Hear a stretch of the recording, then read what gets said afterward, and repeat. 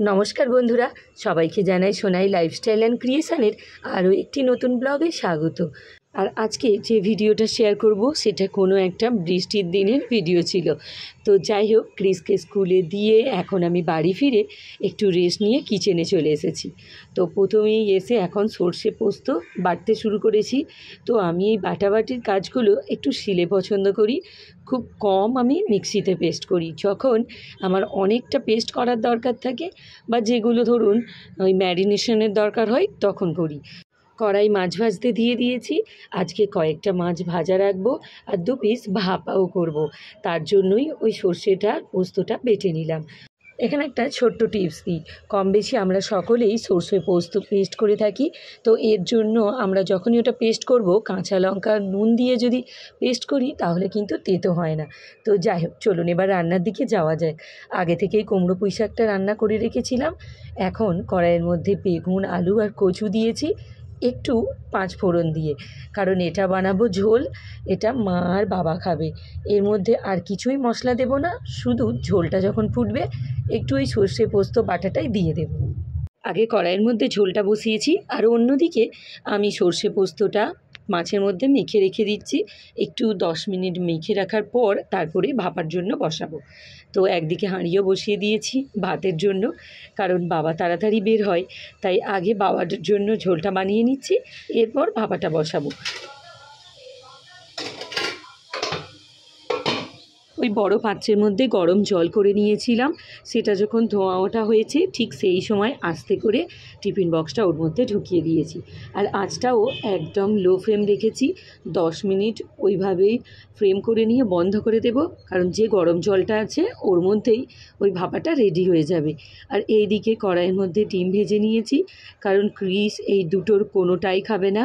ও ইলিশ মাছ ভাজা খায়, কোনো রকম ভাপা বা তরকারি খায় না। এমনকি মাছের তেল দিয়ে যে আমরা মাছ দিয়ে ভাত খাই সেটাও খায় না, শুধু মাছটাই ছাড়িয়ে দিলে খায়। তাই ওর জন্য একটু ডিমের ঝাল বানিয়ে দিচ্ছি।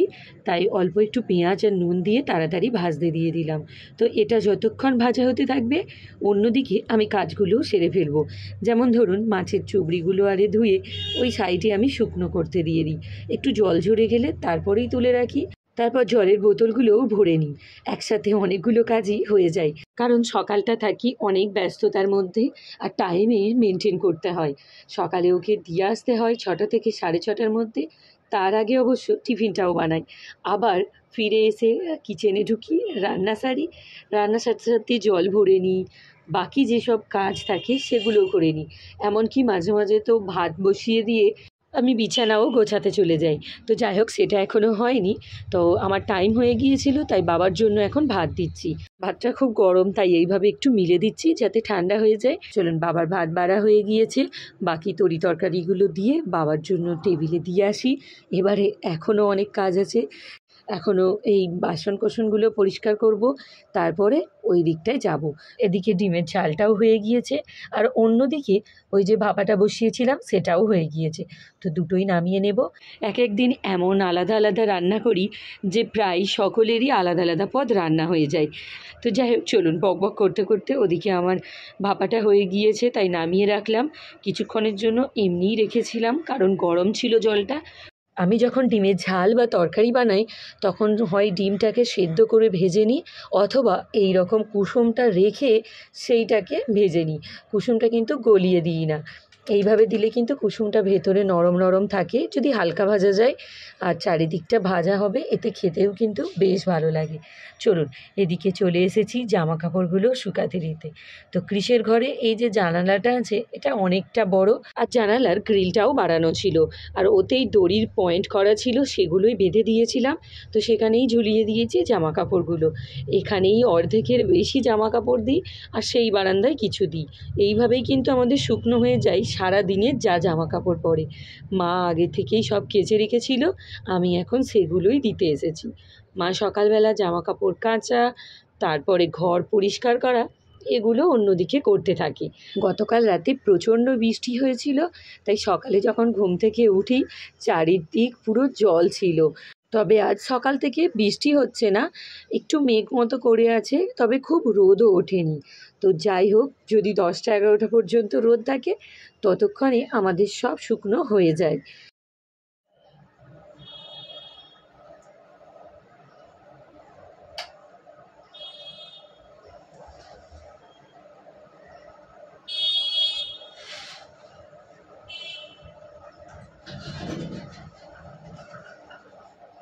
এখন বেজে গিয়েছে 9টার মতো, আর 10টার মধ্যে আমাকে ঘর গুছিয়ে স্নান করে খাওয়া দাওয়া সেরে রেডি হয়ে ক্রিসকে আনতে যেতে হবে।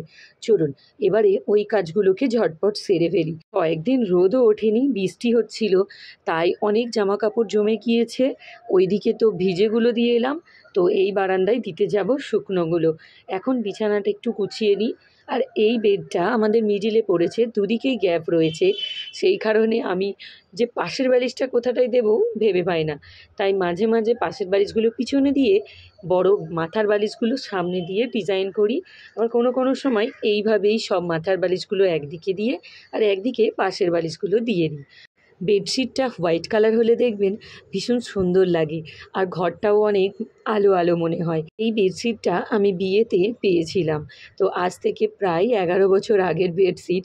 এতদিন ইউজ করা হয়নি, সেই বাড়িতেই থাকতো। মাঝে মধ্যে কেউ আসলে অন্য বেডশিট পাততাম, কিন্তু এই বেডশিটটা আর পাতা হয়নি, হয়তো 1-2বার পেতেছি।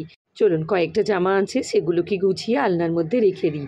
আর আপনারা তো আমার এই স্লাইডিং আলনাটা ভীষণ পছন্দ করেছেন। এই আলনাটা কিন্তু শুধু দেখতেই সুন্দর নয়, কাজেরও ভীষণ। এই যে রেগুলার ওয়েসের জামা কাপড় থাকে বা যেটা পরে যায়, সেগুলো কিন্তু ভালো রাখা যায়।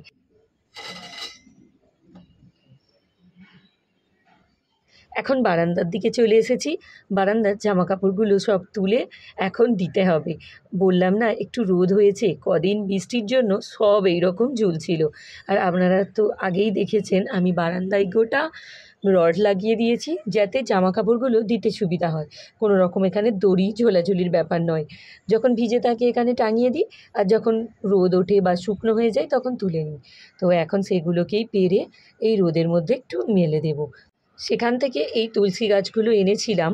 তো সব রকম তুলসী গাছ এখানে আছে, রাম তুলসী, কৃষ্ণ তুলসী, এমনকি রাধা তুলসী। অনেকগুলো তুলসী চারা দিয়েছিলাম, কিন্তু এই 3টেই একটা একটা করে দেখি বেঁচেছে। তো আর এই তুলসী মঞ্চটা অনেক দিন আগে যখন আমার বোনঝির বিয়ে ছিল তখন দাদা এনে দিয়েছিল। তো সেই ফ্ল্যাটে ছিল, আমরা যখন এখানে শিফট করলাম সেই সময় এটাকে নিয়ে এসেছি। আর এখানটায় রেখেছি, এখানটা রোদও ভালো পায়। আর এইটা আমার ফ্ল্যাটের ঈশান কোণও। আর এই তুলসী মঞ্চটা এখানে থাকায় যেন একটা পজিটিভ ভাইবসও আমি পাই। তো ওই পাশেই আমার মেশিন আছে, সেখানে সেলাই করি। তো আজকে এখানটার বেহাল হয়ে আছে, কারণ সব কিছু ভিজে গিয়েছে। আমার যত মার্কিং চক আরে আছে সব তো ভিজে নরম হয়ে গিয়েছে, সেগুলো ফেলে দিতে হচ্ছে। আর জলগুলো দেখতেই পাচ্ছেন আমি এখানে ফেলছি, আবার মুছেও নিচ্ছি। আর যে পলিথিন একটা চাপা দিয়ে রাখি, পলিথিনটাও দেখছি উড়ে গিয়েছিল, তাই জল হয়ে গিয়েছে। এখানটা একটা পর্দা দিয়েছি আমার এই সামনের দিকটায়, কিন্তু পর্দাটা সরে গিয়ে ওখান থেকে জলগুলো এসেছে। আর সাইডে আর একটা পর্দা দিলে ভালো হয়, কিন্তু আবার বেশি অন্ধকার হয়ে যাবে, তাই দিতে পারি না। তবে পরে ভাবছি একটা রড লম্বা করে লাগিয়ে নেব, আর পর্দাটা গোটাটাই করে নেব। তো এখনও ওগুলো করা হয়নি, কারণ ওটার জন্য ডিলের দরকার। আর যেই সময় কাজ হচ্ছিল ওইটা আমি করতেই ভুলে গিয়েছিলাম। আগে আমার মাথায় ছিল যে আমি ওটা করব, কিন্তু পরে কি করে ভুলে গেলাম সেটাই বুঝতে পারছি না। তো যাই হোক, একদিন ওটা করিয়ে নেব। তো এখন এগুলো পরিষ্কার করে মুছে তারপর আবার রাখতে হবে। সুতোগুলোও অনেক ভিজে গিয়েছে, ওগুলোও শুকনো করে নেব। এখানে আমি একটা কথা বলে রাখি, আপনাদের অনেকেই দেখেছি যখনই আমি সেলাইয়ের ভিডিও দিই কিছু না কিছু বলেন, যেটার কত দাম বা কোথা থেকে আমি ডেলিভারি দেব। আমি কিন্তু কারোর সেলাই করি না, শুধুমাত্র আমার পরিবারের আর কয়েকটা বন্ধু বান্ধব। চলুন এদিকে আমার মেশিনটা পরিষ্কার করা হয়ে গিয়েছে, এবারে গ্রিলগুলো একটু পরিষ্কার করে নেব, কারণ গ্রিলেতেও প্রচুর জল আছে। বললাম না গতকাল প্রচণ্ড বৃষ্টি হয়েছে, সেই কারণে। তো ওটা যতক্ষণ না পরিষ্কার করতে পারবো জামা কাপড়গুলো ঝোলাতে পারবো না, তাই ওটা পরিষ্কার করে নিয়েই জামা কাপড়গুলো দেবো। আর আমার এই সেলাই মেশিনটা বিয়ের আগের, আর বিয়ের আগে আমি সেলাই শিখেছিলাম, আর তখনই এই মেশিনটা কিনেছিলাম।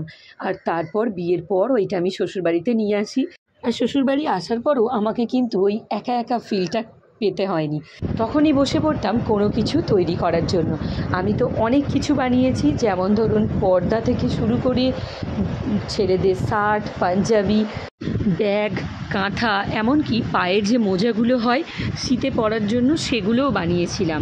তো যাই হোক, চলুন আজকের ভিডিওটা তাহলে এখানেই এন্ড করছি। আর আপনাদের কেমন লাগলো আমার এই সকালের ব্যস্ততম ভিডিওটা অবশ্যই কমেন্টসে জানাবেন। আর ভালো লেগে থাকলে লাইক, শেয়ার অ্যান্ড সাবস্ক্রাইব করতে ভুলবেন না। পাশে থাকা বেল আইকনটা অবশ্যই ক্লিক করে দেবেন, যাতে আমি নতুন কোনো ভিডিও দিলে আপনাদের কাছে পৌঁছে যায়। তো টাটা বন্ধুরা, দেখা হচ্ছে নেক্সট ভিডিওয়।